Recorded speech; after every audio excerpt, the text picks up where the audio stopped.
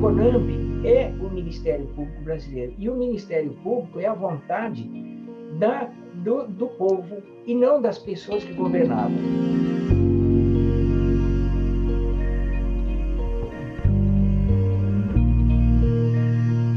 O nome é muito forte.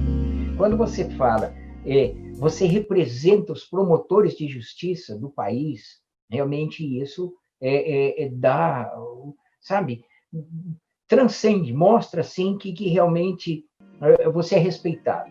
A entidade é respeitada. Eu fui sucessor do Dr. Juarez, o presidente da Associação Paulista por 4 anos. E aí, quando eu era presidente da associação, eu fui vice-presidente da CONAMP, que o presidente era o Dr. João de Deus. Foi um momento difícil, de turbulência política associativa, né? E era política institucional extremamente complexa. Nós fizemos uma proposta de modificar o comportamento da CONAMP. Nós entendíamos que a CONAMP devia ser mais plural, mais participativa, e isso, quem trouxe essa ideia foi o Dr. João de Deus. Então, nós tivemos 2 chapas, foi uma eleição extremamente acirrada, e nós ganhamos por 1 voto. Ganhamos por 1 voto. Nós disputamos, na época, eram 2 grupos, né? Um grupo que eram os dissidentes, o outro grupo era o Dr. Marfan Vieira. Nós éramos adversários políticos, mas sempre nos respeitamos, sempre tivemos assim uma amizade respeitosa, não posso dizer fraterna, mas extremamente respeitosa. Nós respeitávamos o ponto de vista de cada um, e foi uma eleição extremamente complicada. Mas aí, o que é que nós buscamos? A proposta ali era unir aqueles que estavam na chapa adversária, mais os que foram vencedores, e fazer uma CONAMP extremamente familiar, fraterna, né, e participativa. E conseguimos. O Dr. João de Deus ficou 1 mandato, e nisso eu saí da associação. Doutor, eu voltei para ajudá-lo como vice-presidente, e eu fui lançado presidente pelo Dr. João de Deus. E eu fui presidente 1 mandato, fui presidente mais 1 mandato, e foi, assim, uma época maravilhosa. Foi um período assim de muitas, como é que eu poderia dizer? Seriam muitos desafios, mas eu tinha um pessoal maravilhoso junto comigo. Então, as 2 diretorias que eu tive foram, assim, diretores maravilhosos. São todas as pessoas que me ajudaram, e nós sempre governamos a CONAMP a 30 mãos, 50 mãos, 60 mãos, né? Todo mundo discutia, todo mundo participava, as reuniões nossas tivemos no início reuniões assim bem acirradas, né? Mas era bom porque nós tínhamos oposição muito forte, e essa oposição nos fez assim caminhar para aquilo que nós conseguimos, pelo menos ajudar, né, transformar a CONAMP nesse gigante que é a CONAMP hoje, né? Buscávamos o entorno de ideias e não de pessoas. Então a primeira eleição do João de Deus, nós tínhamos grupos. Posteriormente, a proposta era privilegiar ideias e não pessoas. Então, o presidente era apenas e tão somente, como deve ser, o emissor, ou pelo menos, né, emissor não, ele deveria ser o emissário da vontade maior, que é a vontade do povo brasileiro. Porque se for ver o que é a CONAMP, nós somos um país continental, e é um país com todos os contrastes possíveis e imagináveis. Então, você pega numa reunião da CONAMP, eu achava engraçado, né? Que aí o cara fala bate, e o cara fala aí jegue, né? E aí as coisas, é um negócio impressionante, porque você vê o país sentado em volta de uma mesa. Isso é maravilhoso. Então, você pega o colega do Amazonas, você pega o colega do Nordeste, você pega o colega do Centro, você pega o pessoal aí de Goiás, de Brasília, aí você vê o Paraná. Os costumes do Paraná, apesar de estar próximo a Santa Catarina, são diferentes. Os sotaques são diferentes, a forma de comportamento é diferente, né? Então, e isso tudo nós conseguimos fazer com que o presidente fosse o porta-voz, nada mais, nada menos. Então, sem tomar deliberação unilateral, sem ser o representante maior. Nós éramos, efetivamente, aquele destinatário da vontade de todos. Isso fez com que realmente eu entendo, né, que a Conamp cresceu bastante nesse sentido.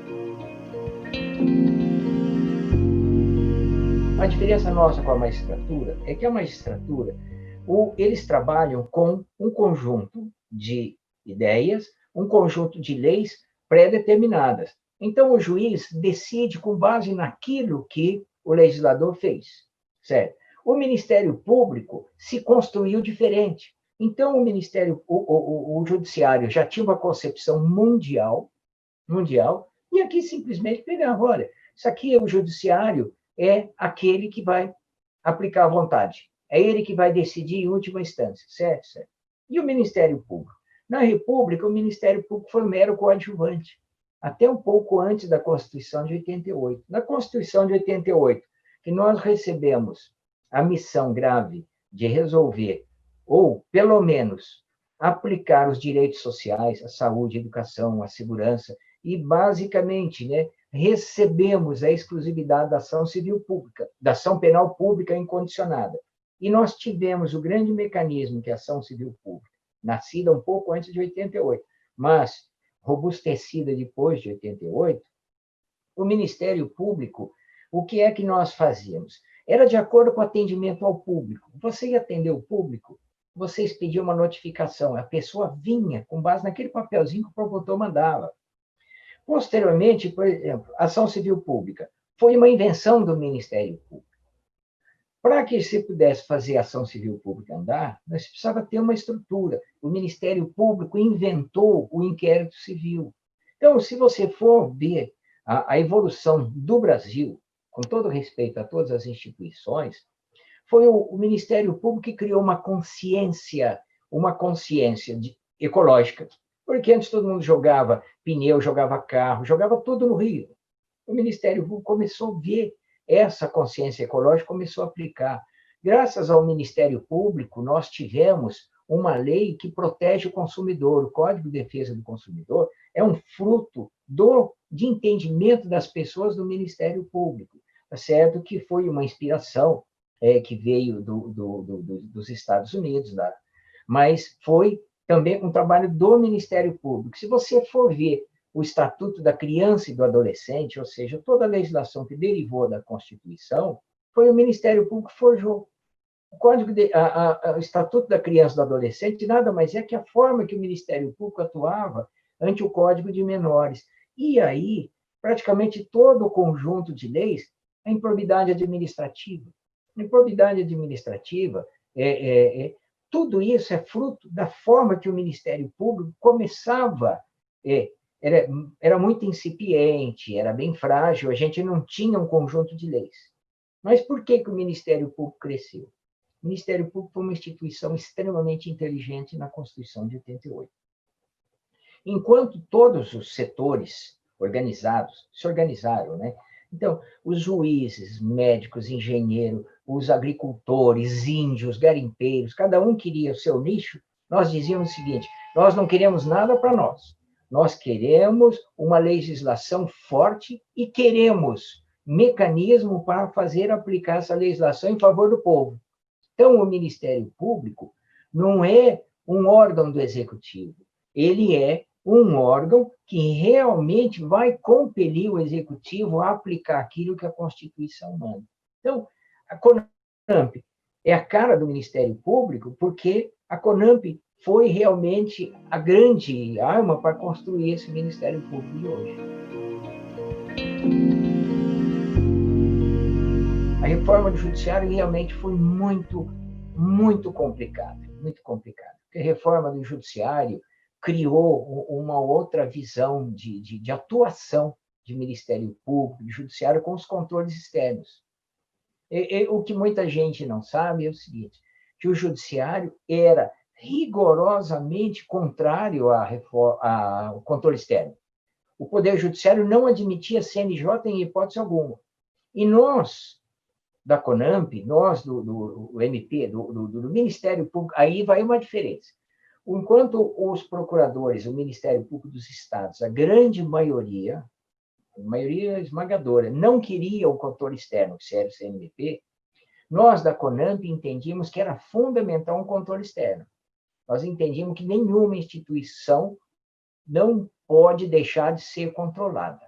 Então, nós achávamos que para que o Ministério Público crescesse, tivesse o respeito da sociedade, tivesse o carinho do povo e que visse que nós somos uma instituição também que deve exigir dos membros o que nós exigimos dos outros, nós éramos favoráveis ao controle externo e fomos favoráveis ao Conselho Nacional do Ministério Público.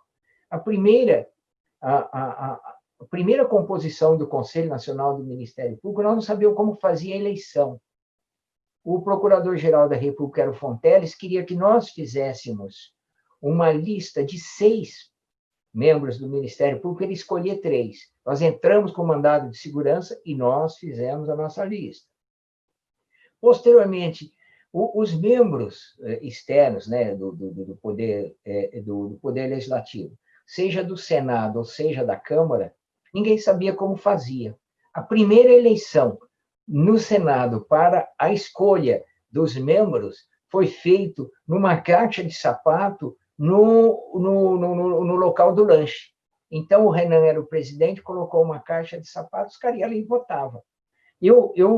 A minha história foi da construção do prédio, do prédio onde fica a CONAMP, a construção da nossa sede, a construção do CNMP, que ninguém sabia o que era isso, né? Nós começamos a construir isso. Então, o CNMP não tinha memória. A memória maior era minha e do Marcelo Ferra e da Mônica, que nós participávamos de rigorosamente todas as reuniões. Eu me lembro que teve uma reunião lá que o Antônio Fernando me chamou. Você lembra como é que foi esse julgamento, assim, e tal, né? Que eu falei, foi assim, assim, tal. Então, a gente tinha essa... Então, você vê nascer as coisas. Ninguém sabia o que era a CNMP, não sabiam o que seria a ministra Carmen Lúcia, que eu tenho uma amizade extremamente fraterna, né? Ela dizia o seguinte: CNMP e CNJ são 2 corpos à espera de uma alma, está à procura de uma alma. Vamos ver se a gente acha alma para colocar aí, né, nesse negócio, né? Então, sabe, foi assim um negócio assim muito bonito, mas muito bonito. Enfrentamos uma dificuldade enorme. Fisicamente, psicologicamente, foi assim muito desgastante, né? Passamos noites no Congresso. Eu me lembro que o ministro Márcio Tomás Bastos era o ministro da Justiça, e ele quis fazer a reforma do Judiciário. Ele que quis tocar essa reforma do Judiciário. E ele criou a Secretaria Especial da Reforma do Judiciário, que era o Sérgio Renault, quem cuidava da reforma do Judiciário, que seria o presidente, a pessoa que cuidava ali dessa secretaria, o secretário-geral da reforma do Judiciário. E eu fui falar com eles, e eles fizeram um concurso para fomentar, melhorar o judiciário, para ver o que o judiciário pensava. Então, eles fizeram um prêmio chamado Prêmio Inovare. Fizeram o Prêmio Inovare e tal, e só participou o judiciário. Eu fui procurar o Sérgio Renault, o Pier Paolo Bottini, que era assessor do Sérgio Renault, fui falar com o ministro Márcio. Naquela época, o Prêmio Inovare era da Fundação Getúlio Vargas, e era apoiado pela Vale do Rio Doce. Eu fui falar com o pessoal e eu falei, olha, o Ministério Público não pode ficar fora disso. Então, se é um concurso daquilo que é melhor, a Justiça não é só o Judiciário, o Ministério Público também. Na segunda edição, o Ministério Público já entrou. Na segunda edição. Então, já faz 17 anos. 17 anos fez agora. Vai para 18 anos. Então, eu consegui colocar o Ministério Público lá. Posteriormente, quando o Inovare cresceu e virou esse gigantismo, você vê que a CONAMP é uma entidade que busca agregar. Só a CONAMP que tinha assento representando o Ministério Público brasileiro. Eu procurei o pessoal, Eu digo eu, estou falando a primeira pessoa, porque foi na qualidade de presidente da CONAMP. Eu disse o seguinte, olha, eu não posso falar pelo Ministério Público Brasileiro inteiro. Eu gostaria que vocês convidassem a NPR. Aí muita gente falou, mas se vocês têm, só vocês ali, por que querem? Eu falei, não, eu acho que nós temos que ser representados por alguém do MPF. Nós não poderíamos colocar todos do MPF. Mas eu fui, o Bigonha era o presidente da NPR, eu fui falar com o Bigonha, falei com o pessoal, só se está querendo dividir o poder que vocês têm, eu falei, não, eu não quero dividir poder, eu quero somar. E aí nós levamos a NPR para lá também. Quando nós entendemos que nessas reformas que viriam, as reformas da Previdência, todas essas reformas amplas, que pudessem realmente nos atrapalhar, eu tive uma participação aqui em São Paulo, e nós fizemos um fórum aqui em São Paulo para enfrentar o governo na reforma da Previdência. E o que nós fizemos?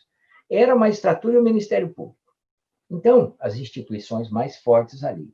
Mas aí nós fomos notando o seguinte, que nós não poderíamos falar pelo funcionalismo no gênero, você está entendendo? Então, a gente teria que agregar. Então, aqui nós convidamos os delegados de polícia, depois os procuradores do Estado. Então, nós fizemos mais ou menos as carreiras típicas de Estado. Aí nós vimos o seguinte, que apesar do Ministério Público ser forte, o Judiciário ser forte, a polícia ser forte, a Procuradoria do Estado também, naquele tempo não existia Defensoria Pública ainda. Faltava o mais forte, que era aqueles que os parlamentares tinham medo, que era do povo. Então, nós começamos a chamar para esse fórum todas as outras entidades que representavam os servidores. Então, começamos servidores públicos em geral, a categoria da saúde, da educação, da segurança, e fizemos uma forma que nós invadimos a Assembleia Legislativa em São Paulo e o governador Covas retirou o projeto de lei. Quando eu estava em Brasília, a gente conversava muito, e eu gostava demais de conversar com as outras instituições, com as outras entidades. Então, eu tinha uma amizade fraterna com o presidente da Associação dos Delegados de Polícia. Eles brigando conosco, querendo tirar o nosso poder, não queria que nós tivéssemos a investigação, mas a nossa amizade era fraterna. Eu conversava, eu achava que era muito mais fácil estar próximo deles, para aprender o que eles queriam, do que estar distante e alguém vir me informar errado. Então, eu convidei o pessoal e eu falei com o Roberto Cupes, que era presidente da Associação dos Fiscais, da FENAFISP, da Federação, e o Roberto falou, pô, é uma boa ideia e tal. Nós fomos falar com a AMB, falamos com o presidente da AMB na época, se eu não me engano, era o Rodrigo, que é de Santa Catarina, e falei com ele, vamos tentar trazer todo esse pessoal, e a AMB nos forneceu o local, nós fizemos uma primeira reunião, trouxemos umas 4, 5 entidades. Posteriormente, começamos a crescer e fizemos um fórum, chamavam Fórum Típico, seria Fórum das Carreiras Típicas de Estado. E aí, posteriormente, nós entendemos que esse fórum deveria continuar ali. Então, ficou Fórum Permanente das Carreiras Típicas de Estado. E aí virou FONACAT. Então, mas ninguém queria saber disso. Para que eu levasse o pessoal da NPR, o pessoal do Judiciário, eles não iam de jeito nenhum. E aí nós fundamos esse fórum e eu fui o primeiro presidente eleito deles. Então, eu fui o primeiro presidente eleito do FONACAT. Por exemplo, se eu disse que a Lei da Ação Civil Pública veio do Ministério Público, Estatuto da Criança veio, as leis, praticamente todas as leis ambientais vieram do Ministério Público, Código de Defesa do Consumidor veio do Ministério Público. Certamente, a lei mais moralizadora eleitoral do mundo teve o Ministério Público como um efetivo partícipe. que nós fizemos o movimento de combate à corrupção eleitoral. Ninguém acreditava isso. A lei da ficha limpa, outro dia eu estava vendo uma foto da CONAMP, né, quando nós fomos entregar aqueles milhões de assinaturas. Então, no início, era o Marlon, que ganhou, o Marlon Reis, que é o juiz do Maranhão, que tinha recebido um prêmio Novari, e nós não tínhamos como conversar sobre isso. Aí ele me procurou, vamos fazer e tal. Então, eu tentei falar com a NPR, eu fui o encarregado de conversar com esses amigos. E nós precisávamos de território neutro, porque é o seguinte, na MB o pessoal, sabe? Aí nós falamos com o Dom Dimas Lara Rezende, que era o secretário-geral da CNBB. Então, as reuniões nossas começaram sendo lá na CNBB, então, na Confederação Nacional dos Bispos do Brasil. E aqui eu queria deixar um detalhe assim que é histórico, estou resgatando, que eu acho que poucas pessoas sabem disso. Quando nós começamos isso, nós entendemos que deveriam tentar uma lei de iniciativa popular para estabelecer as pessoas que poderiam ser candidatos, evitar que aqueles que fossem processados, que estavam com a série de situações anteriores, não fossem os representantes do povo. Por quê? Nós tínhamos muitas pessoas que se elegiam e depois eram caçadas, o povo ficava numa situação difícil e tal. E aí, depois que posteriormente surgiu o nome da lei da ficha limpa. Nós não poderíamos utilizar esse nome, ficha limpa, nós utilizávamos para o povo, mas era péssimo para os parlamentares, que eles não queriam uma lei que tivesse esse nome. Mas nós seríamos uma lei de combate à corrupção eleitoral. Nós começamos a buscar como nós vamos conseguir esse apoio popular para assinaturas para esse projeto de lei. Aí o Dom Dimas Lara Rezende, que era o secretário-geral do CNBB, ele falou, olha, nós precisamos chamar as outras igrejas, que só nós não vai dar. Então, ele teve basicamente o exemplo da CONAMP, que nós chamamos os outros, nós convidamos a CONIC, que tem a sede em Brasília, que é Confederação Nacional das Igrejas Cristãs.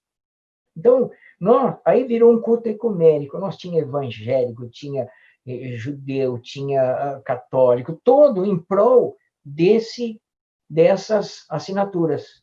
E nós conseguimos superar e muito esses milhões de assinaturas. Conseguimos trazer pessoas de todos os segmentos, movimentos sociais, moradores de tudo quanto é canto que você puder imaginar, nós buscamos essa assinatura. Engraçado que, se as pessoas forem resgatar essas fotos da CONAMP, os políticos não gostavam dessa lei. Todavia, quando nós conseguimos pegar vários carrinhos, esses carrinhos de carregar processo, e levar para o Salão Verde do Congresso, se você for ver as fotos ali, quem está do meu lado é o Michel Temer, que era o presidente, ele correu, aí os outros vieram. Se você ver, chegou no fim, eles foram empurrando a gente, e nós ficamos lá no fundo. Tem uma fotografia que só apareceu na minha cabeça, assim, e todos eles ali.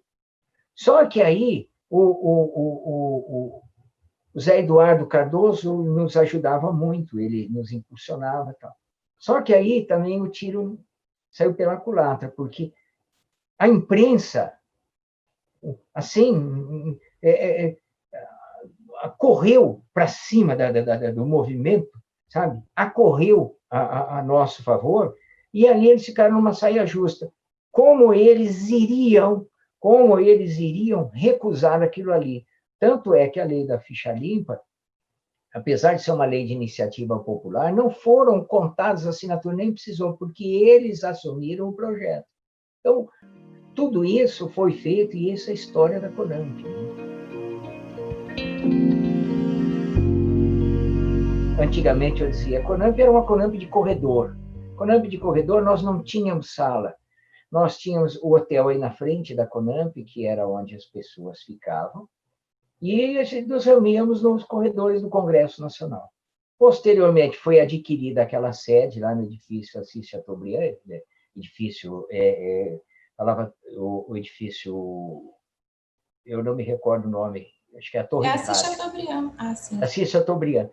E aí, nós, apesar de termos aí feito uma ampla reforma, melhorado ali, mas não era para nós o gigantismo que a Conamp tinha, nacional, nós precisaríamos ter uma sede realmente à altura da Conamp. E, posteriormente, nós caminhamos para a sede atual, que foi, assim, realmente uma grande conquista. Aí, o Paulo Otávio ia construir esse complexo do Brasil 21. Tinha construído o primeiro, que eu morava no primeiro, que é o Brasil, é o primeiro daqui, para cá, eu acho que é Brasil 21, o Suítes, não, é o primeiro, Suítes.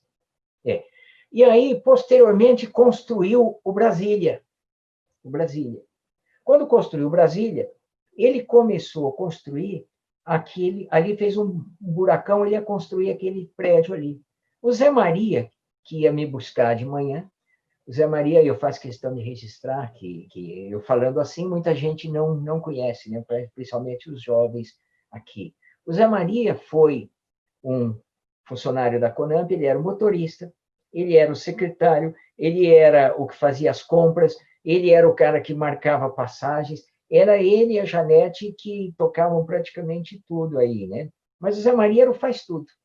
E ele chega um dia e falou, doutor, ele tinha expressão, ele falava, doutor, por que a gente não pensa em comprar isso aí? Eu falei, Zé, isso é louco. Nós, como é que não vamos comprar um negócio, um prédio, aí, quer dizer, salas aí nesse prédio? Ah, eu conheço o corretor e tal, é meu amigo e tal. Vamos perguntar para ele. Vai lá, pergunta. Ele perguntou, de repente veio aquela proposta estratosférica, totalmente absurda para os nossos tempos, né? Nosso tempo. Aí tinha um colega, o Emanuel Ganho, que é do Espírito Santo, e falou, rapaz, vamos enfrentar isso aí. E aí a Janete e os mais antigos lembram, a Mônica, aí começamos a conversar. Quando chegou o dia de assinar a escritura, assinar o contrato, eu assinei. Mas eu acho que eu saí porque eu falei, meu Deus, isso aqui é uma maluquice, eu quero ver como é que nós vamos pagar esse negócio. Bom, posteriormente, e é bom lembrar isso aqui, isso é histórico, né? É um resgate. Nós tivemos ali um rompimento dentro da Conamp, um rompimento, porque alguns colegas que eram da eleição anterior e eram adversários políticos aí, são amigos, mas eram adversários políticos, eles queriam procurar o espaço deles. Eles fizeram uma reunião e, quando viram que nós assumimos aquela responsabilidade da Conamp, eles fizeram uma reunião e falaram o seguinte, fizeram um ofício para a gente, dizendo que iriam parar de pagar a mensalidade da Conamp. Nós íamos ter que devolver o prédio, né? Aí nós fomos conversar com o incorporador, que era o construtor, que era o senador Paulo Otávio naquele tempo, depois ele foi candidato a vice-governador. E aí juntamos todo mundo. E aí, impressionante, as associações mais pobres, as que tinham menos arrecadação, sentaram comigo e disseram o seguinte, eu me lembro a palavra do Alexandre da Paraíba, ele falou assim, rapaz, nós vamos passar para o Iago, a gente vende o chinelo, mas não vamos parar de pagar esse negócio, não. Então nós vamos. Conseguimos um prazinho e fomos, aí depois nos acertamos, esse pessoal voltou a pagar e já tinha um caixa grande, nós praticamente liquidamos, ou seja, quando nós entregamos esse prédio, ainda ficou conosco a outra sede que era lá no Assis Chateaubriand. Mas isso é um trabalho de todo mundo, é um trabalho assim de união, né? E os colegas que na época participaram também, eu acho que eles não queriam que as coisas não acontecessem. Eles queriam era fazer uma pressão política para ver como as coisas viravam, mas virou bem, graças a Deus. Quando eu digo que a Conamp foi feita com muita força, muito carinho, sabe, com muita perseverança, eu queria inserir nesse contexto, nesse bloco, nesse hall, os servidores, os funcionários da Conamp.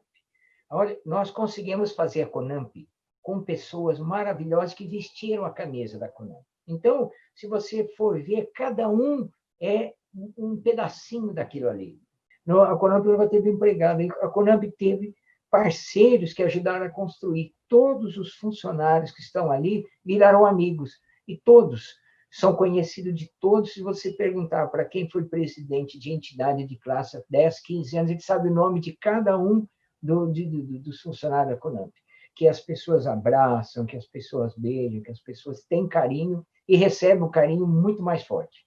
Tá? Então, eu queria dizer que, se a Conamp é grande por quem construiu, as pessoas que construíram foram também aqueles que são mais que funcionários, são da família.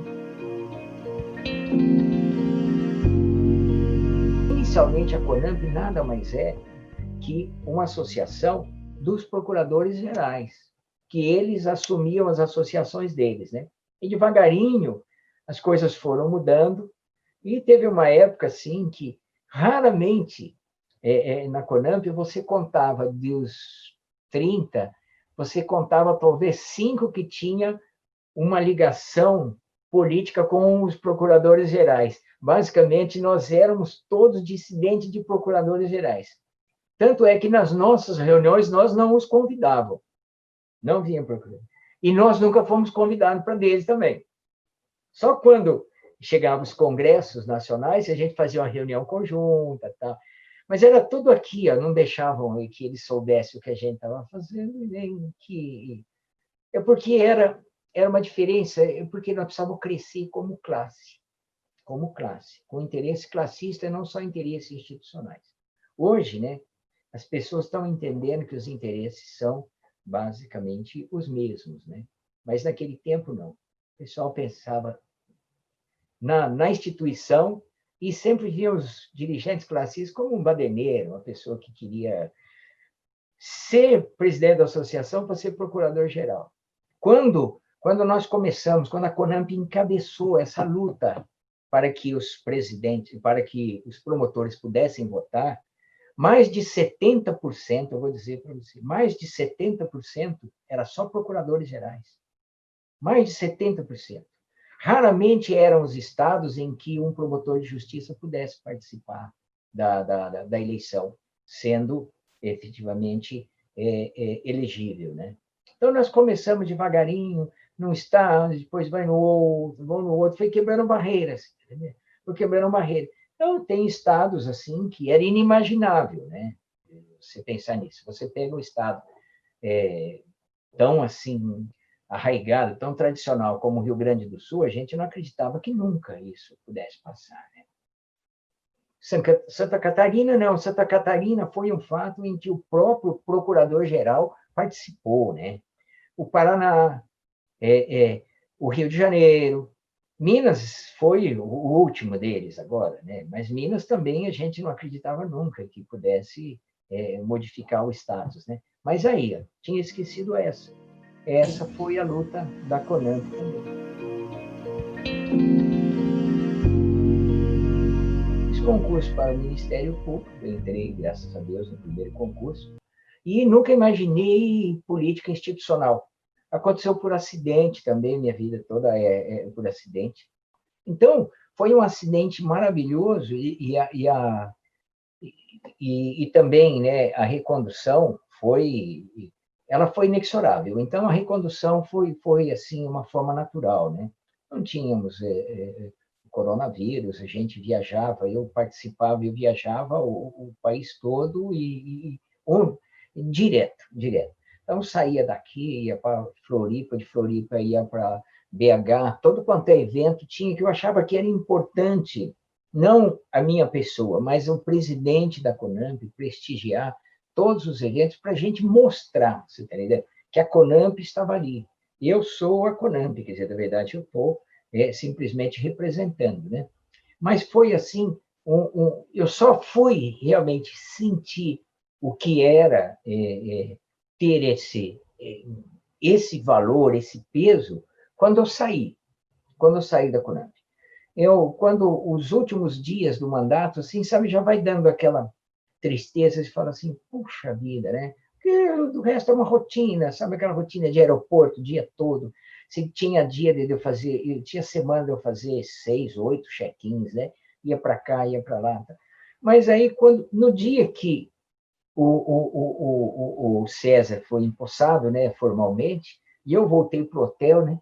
Eu voltei para o hotel, assim, aí eu comecei a arrumar as malas, aí eu vi que tinha tanta coisa ali guardada, tantos, eu falei, puxa vida, né? Aí eu comecei a embalar, correndo, e eu vi que não ia dar tempo de pegar o voo, né? Aí eu falei, putz, que é coisinhas que foram construindo, né, na história aí, né? Mas foi, assim, certamente uma realização pessoal, uma realização profissional. Agora, tem coisas assim que você tem, não tem preço. Então, você tem o conhecimento institucional, o conhecimento político. Então, a gente tinha, por exemplo, você chegar lá, de repente, o ministro, o presidente do Supremo te liga, aí o presidente da Câmara, você tem um contato direto, o presidente de todos os outros tribunais. Então, você tem uma relação assim extremamente ligada. Tive grandes embates, né? Tive embates sérios, com o Gilmar Mendes, nós tivemos grandes brigas. Teve uma época que ele ameaçou de me processar por causa das minhas declarações e tal. Mas depois eu tenho um relacionamento muito bom com ele, sabe? Com todos. Eu tinha, por exemplo, hoje o ministro Aires Brito é meu amigo pessoal, o Barroso é amigo pessoal, o ministro Joaquim tornou assim uma pessoa que eu tinha uma relação muito intensa com ele, ele recebeu o colar do mérito nosso, os procuradores gerais da República, todos eles. Agora, eu queria dividir aqui, quando eu falo na primeira pessoa, eu estou falando na primeira do plural, porque todos, rigorosamente todos os nossos colegas foram, assim, extremamente importantes. Eu queria que os atuais colegas, os futuros, eles tivessem, como integrantes da CONAMP, a mesma vontade, a mesma garra e o mesmo sonho daqueles que construíram a CONAMP lá atrás, quando fundaram ela há 50 anos. O sonho deles era o Ministério Público Brasileiro sentado para conversar. Que o Ministério Público Brasileiro pudesse pensar não apenas na sua paróquia, no seu umbigo, na sua cidade, no seu espaço, mas pensar o Ministério Público como um todo, nesse país continental. Nós temos que a CONAMP ser efetivamente a longa-manos do Ministério Público Brasileiro para a gente dar para as pessoas que moram no local mais pobre, no fundo, na região mais pobre do Piauí, como a região mais rica do Rio Grande do Sul. A gente não pode falar em estados, porque se você for em São Paulo, você tem, dentro da cidade de São Paulo, que é a terceira economia do Brasil, só perde do Brasil e do estado de São Paulo, você tem bolsões de pobreza muito pior que qualquer lugar do país também. Então, o que eu queria deixar para os colegas da CONAMP é o seguinte, que essa passagem rica, essa vida de construção permanente, o Ministério Público é uma construção permanente. Olha, a cada dia nós temos que construir alguma coisa. E a CONAMP é esse móvel, é essa escada, é essa estrutura para o Ministério Público ser construído e aperfeiçoado, fundamentalmente aperfeiçoado a cada dia. Eu queria que eles tivessem, e tenho certeza que terão, porque tem a juventude, né? Todo mundo diz que a importância do mundo é você conseguir a experiência dos mais antigos e passar para os mais jovens. Os antigos têm essa experiência, os jovens têm a força, têm a gana, têm a garra, sabe? Tem aquele poder de transformar. Eu queria que a CONAMP fosse esse agente transformador do Ministério Público que foi até hoje. E eu tenho certeza absoluta que foi, assim, um dos períodos mais ricos e felizes da minha vida, foi o tempo em que eu estive presidente da CONAMP, eu não fui, eu passei como presidente da CONAMP, eu estava representando, eu era aquele que representava todos. Eu queria que cada um desses colegas que estiveram comigo nas duas gestões se sentisse abraçado, acarinhado, sabe? Imaginando que eu estou falando em nome de cada um deles e agradecendo de coração a cada um, que eles foram efetivamente as pessoas que ajudaram a construir a CONAMP. E que Deus abençoe a CONAMP e que possa continuar sendo essa grandeza, essa instituição respeitável e respeitada que é.